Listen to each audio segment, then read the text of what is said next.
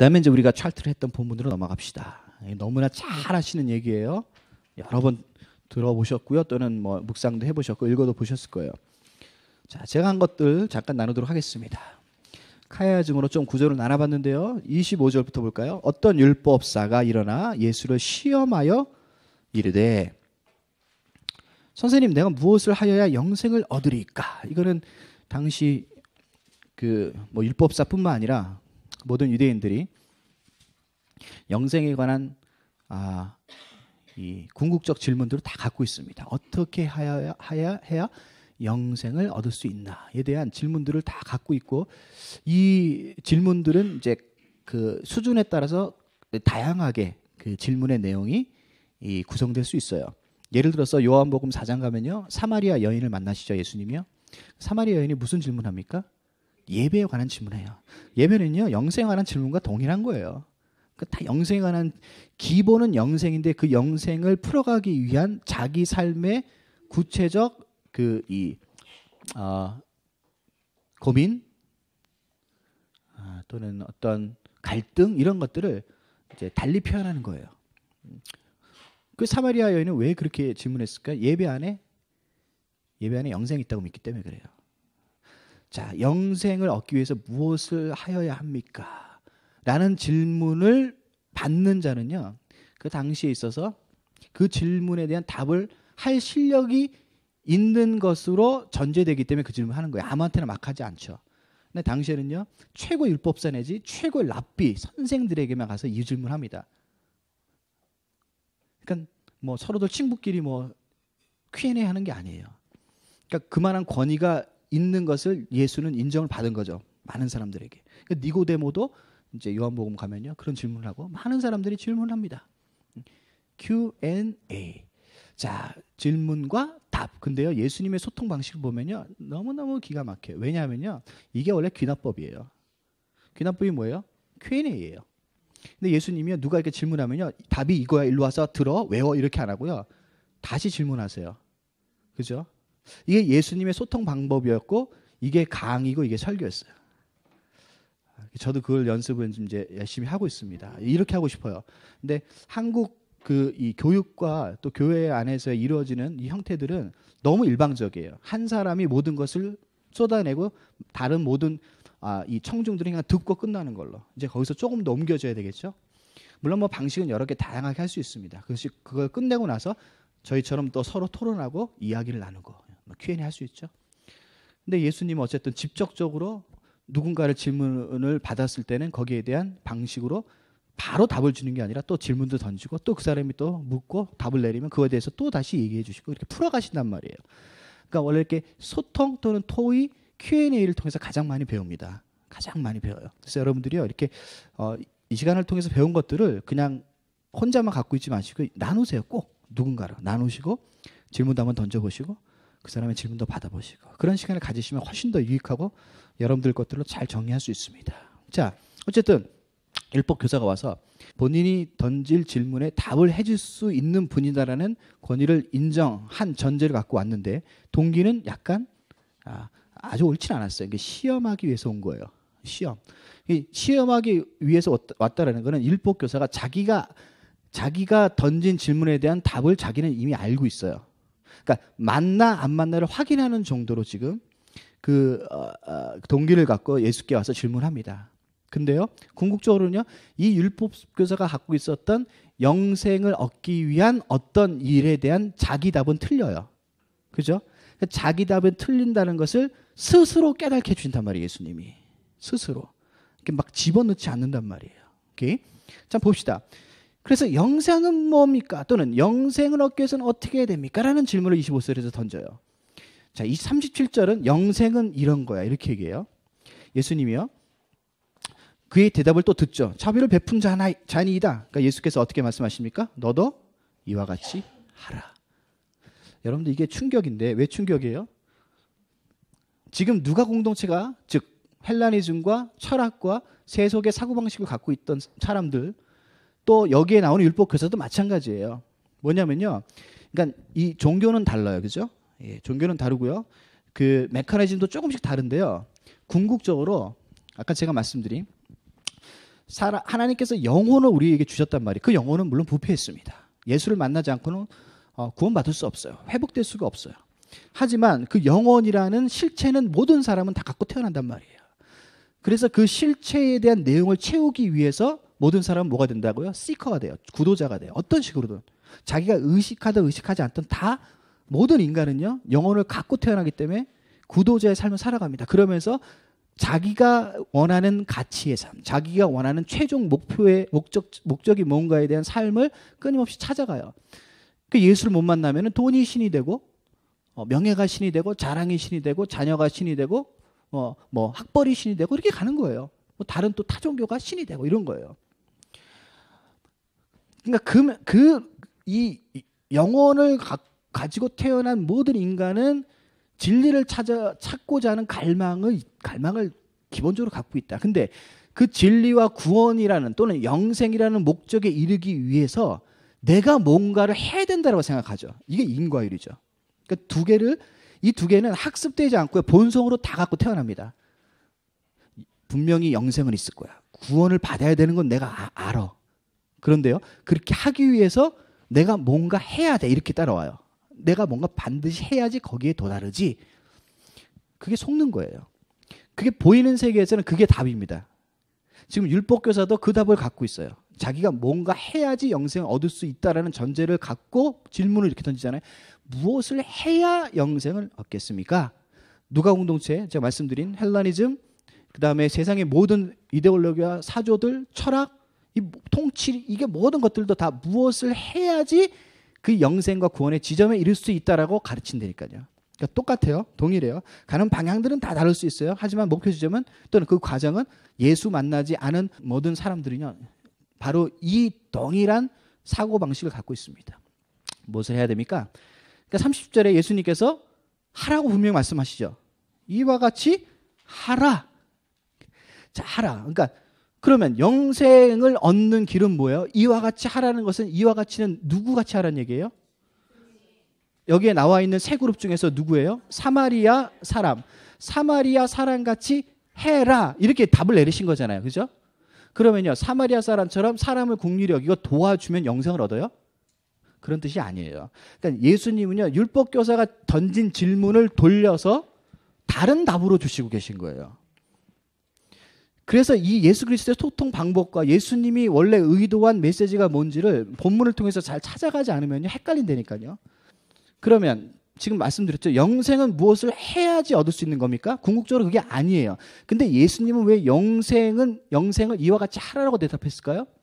영생이라는 어떠한 목표를 세워놓고, 인간이 세운 거예요. 인간의 논리와 이성과 합리와 경험과 율법과 자기네들이 갖고 있는 모든 실력을 총동원해서 영생과 구원이라는 어떤 목표를 세워놔요. 그리고 자기는 여기 있어요. 여기 있고요. 이 영생에 도달하기 위해서는 뭔가 내가 하면서 한 발짝씩 가야 된다고 생각한단 말이야. 그죠?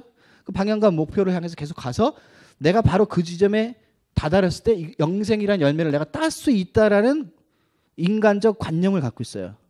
세계관을 갖고 있어요. 예수를 만나지 않으면 여기서 자유로울 자는 이 세상에 아무도 없어요. 다 이 관념에서 살아가요. 그래서 나름대로 선을 행하려고 그러고, 나름대로 노력하려고 그러고, 나름대로 최선을 다하려고 그러고, 나름대로 자기가 갖고 있는 종교의 자부심을 가지면서 종교의 율법대로 따라가려고 그런 노력들을 하는 거죠. 나름대로는 그렇게 살아가요. 그런데 거기에 진리가 없기 때문에 다 결국은 영생이 아니라 그렇게 해서 가봤더니 실제 내용은 뭐예요? 멸망이에요. 이게 멸망이에요. 그게 지금 예수를 통해서 하나님이 가르쳐 주시는, 또 하나님이 계시하시는 진리예요. 그런 식으로 가면은 영생을 만나지 못한다는 얘기를 역설적으로 표현하고 있는데, 그러면 왜 이와 같이 하라고 얘기했을까? 그거는 어디부터 틀리냐면 이것부터 틀립니다.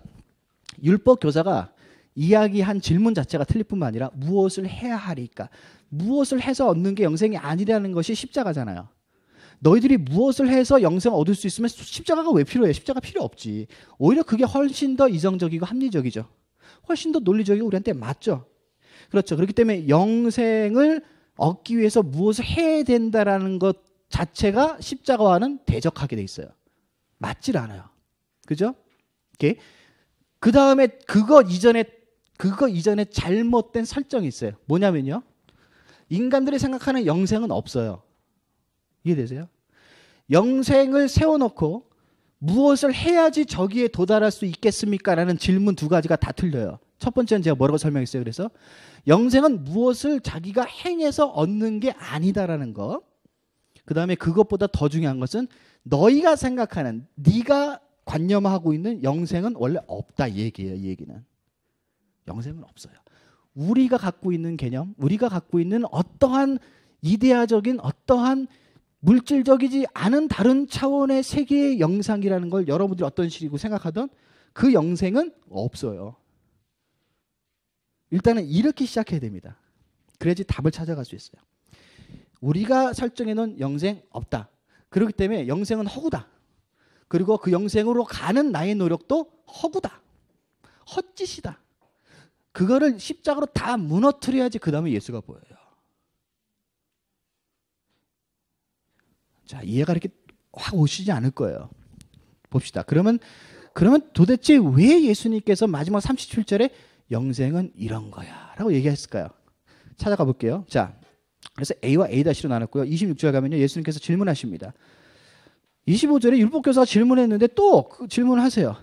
예수님의 질문 방법은요 굉장히 간단해요. 뭔지 아세요? 이 사람이 질문한 걸 똑같이 다시 질문하면 돼요. 뭐 예를 들어서 A는 뭡니까? 그러면요, 너는 A를 뭐라고 생각하느냐? 그러면 돼요. 굉장히 쉽잖아요. 근데 제가 아까 얘기했죠. 우리 한국 사람들은요 학습 방법이 고착화되어 있어가지고 질문하고 질문 받는 걸 두려워해요. 왜 그런지 아세요? 답을 맞춰야 된다는 강박관념 때문에 그래요. 틀려도 상관없어요. 틀려도 상관없어요.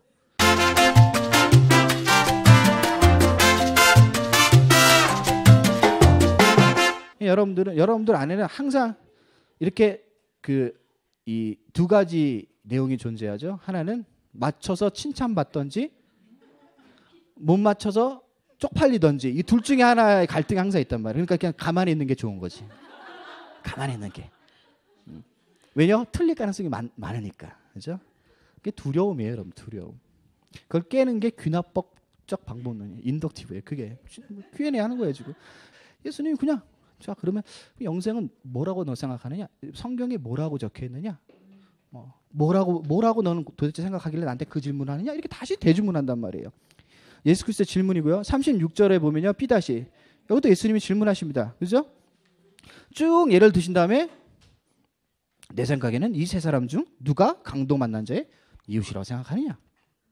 자, 보세요. 지금 영생이란 질문과요, 이웃은 누구인가라는 질문은 같은 얘기예요. 그래서 제가 말씀드린 것처럼 여러분들이 생각하는 영생은 없어요. 예수님이 이야기하는 영생의 답은 우리가 전혀 생각해 보지 못한 혁명의 답이에요. 좀 더 가볼게요. 점점 어려워지죠. C로 갑시다. 27절입니다. 율법 교사가 예수 그리스도의 재질문을 통한 답을 정확히 내려요. 정답이에요. 이 답은. 그죠? 예수님도 인정하시죠. 27절 뭡니까? 대답하여 이르되 내 마음을 다하여 목숨을 다하여 힘을 다하여 뜻을 다하여 주 너희 하나님을 사랑하고 또한 내 이웃을 내 자신같이 사랑하라 하였나이다. 그래요? 답이죠. 하나님 사랑, 이웃 사랑. 지금 율법교사가 답은 내렸어요. 하나님 사랑하는 거는 이웃 사랑하는 거고요. 이웃 사랑하는 것은 하나님 사랑하는 거다. 그죠? 답 자체는 맞고요. 그러면 예수님께서 제가 이제 C-를 35절부터 33절부터 35절로 정했는데요. 이거죠. 네가 얘기한 그 영생, 하나님 사랑, 이웃 사랑을 누가 실천했느냐에 대한 답으로서 누굴 지금 끌어들이신 거예요? 사마리아 사람을 끌어들이신 거예요. 그 사람이 어떤 삶을 살았습니까? 33절, 35절 보세요. 어떤 사마리아 사람은 여행하는 중 거기 이르러 그를 보고 불쌍히 여겨 가까이 가서 기름과 포도주를 그 상처에 붓고 싸매고 자기 짐승을 태워 주막으로 데리고 가서 돌봐주니라. 그 이튿날 그가 주막 주인에게 데나리온 둘을 내어주며 이르되 이 사람을 돌봐주라. 비용이 더 들면 내가 돌아올 때 갚으리라 하였으니. 이게 바로 뭐예요? 영생의 삶이다. 이렇게 얘기한 거죠. 네가 머리로는 영생이 뭔지는 이해하는데 너의 삶은 어떠니? 라고 다시 되돌려서 이웃이라는 주제를 갖고 물어보는 거예요. 그래서 세 그룹을 얘기하고 세 그룹 중에 마지막 그룹으로 등장한 사마리아인이 행한 그 행동이 바로 영생의 삶을 누리고 구현하는 사마리아인의 행동이다 라고 답을 내리시고 계시는 거죠. 여기까지는 우리가 다 아는 얘기니까 넘어가고요. 또 그다음에 뒤로 갑시다. 28절인데요. 그 말을 하자마자 그 다음에 뭐라고 하십니까? 행하라. 그러면 살리라. 이게 영생이에요.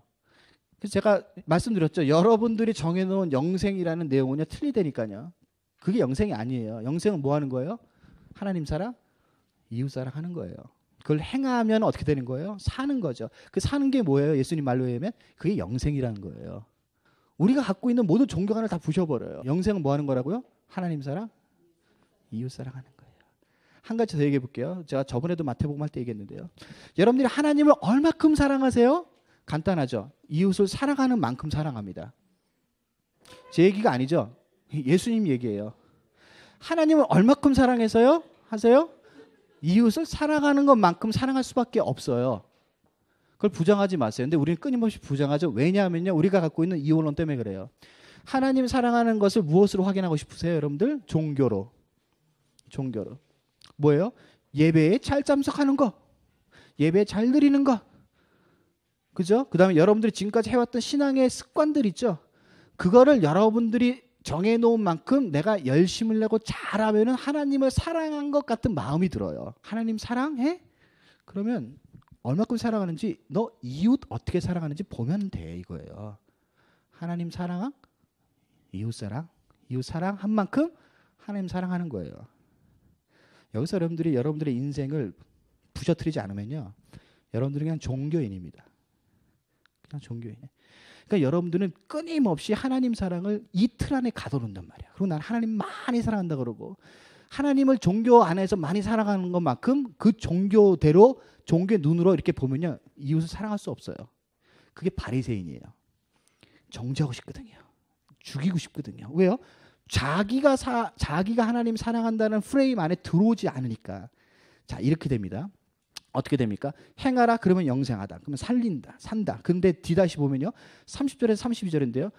행하지 않은 것은 뭐냐? 율법을 행하는 것이 바로 죽음이고 그건 영생과 상관없다는 거예요. 제가 한 얘기예요, 지금. 제가 한 얘기. 오해하지 마세요. 그걸 하지 말라는 게 아니라 그걸 왜 하느냐에 대한 목적이 분명히 여러분들에게 있느냐는 거예요. 그거 왜 해요? 왜 여러분들이 교회 나가고 왜 예배를 드리고 왜 헌금을 드리고 왜 봉사를 하고 왜 해요? 왜 해요? 하나님 사랑, 이웃 사랑하기 위해서예요. 근데 여러분들은 그거 하는 것이 하나님 사랑한다고 생각한다니까. 그렇지 않다니까요. 그걸 뛰어넘으셔야 된다니까요. 그걸 하지 말라는 얘기가 아니라 그걸 왜 하느냐에 대한 분명한 목적이 있어야죠. 그 목적은 하나님 사랑과 이웃 사랑이에요.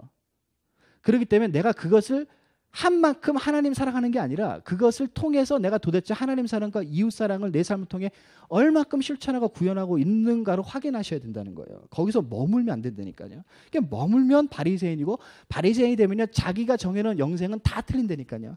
그리고 자기가 정해놓은 영생을 향해서 열심과 노력하는 것 자체가 다 인정받지 못해요. 누구로부터? 하나님으로부터. 그럼 지금까지 그런 식으로 신앙생활한 게 다 어때요? 다 허상이라는 거예요. 여기서 이 분명한 예수 그리스도의 가르침을 우리가 받아들여야 돼요. 자, 지금 율법교사가 질문하고 예수님이 또 질문하고 그거에 대한 정답을 내려서 예수님이 뭐라 그래요? 내 대답이 옳도다 그래요. 맞다. 그죠? 28절입니다. 그러면 네가 말한 대로 행하는 것이 하나님 사랑이고 이웃 사랑 아니냐? 그러자 그 얘기를 받고 율법교사가 또 질문합니다. 저는 이걸 2로 봤어요. 중심 구절로 봤습니다. 카야즘에 따라서. 그게 29절인데요. 그 사람이 자기를 옳게 보이려고 예수께 여쭤보되 그러면 내 이웃이 누구이니까 이렇게 얘기하는 거예요. 자, 내가 하나님은 알겠습니다. 자, 하나님 사랑한다는 건 내가 알겠습니다. 근데 그 안다는 게 틀린 거예요. 왜요? 율법교사는요 자기가 정해놓은 율법 리스트대로 하나님을 사랑했거든요. 근데 하나님은 그 율법 리스트대로 사랑받지 않으신다는 거예요. 그게 어떻게 확인되냐면 이 사람이 갖고 있는 잘못된 이웃의 한계를 통해서 확인돼요. 이해되세요?